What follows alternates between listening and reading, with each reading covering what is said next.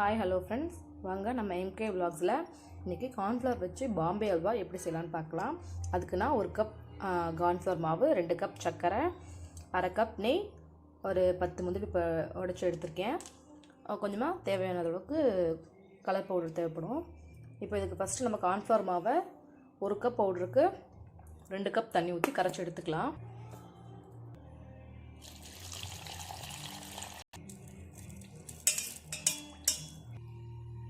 அடுத்து ஒரு பேனில் 2 கப் சர்க்கரை சேர்த்துருக்கேன். 2 கப் தண்ணி சேர்த்துக்கலாம். சர்க்கரை கரைஞ்சால் மட்டும் போதுங்க, இதுக்கு பாகுபதம் தேவையில்லை. இது நல்லா கரையிட்டோம், வெயிட் பண்ணுவோம். பாருங்கள், சர்க்கரை நல்லா கரைஞ்சிருச்சு. இதை நம்ம கரைச்சி வச்ச கார்ன்ஃப்ளவர் மாவு சேர்த்துக்கலாம். கார்ன்ஃப்ளவர் மாவு டக்குன்னு கெட்டியாயிரும், அதனால் கைவிடாமல் நல்லா கிளறி விட்டுக்கோங்க. இது கூட கொஞ்சம் கலர் ஆட் பண்ணிக்கலாம்.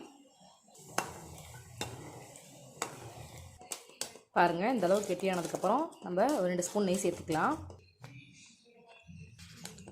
நெய் சேர்த்து நல்லா கிளறி விட்டுக்கலாம்.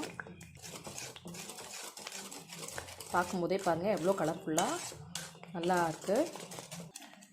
மறுபடியும் ஒரு 2 ஸ்பூன் நெய் சேர்த்துக்கலாம். நல்லா கிளறி விட்டுக்கலாம்.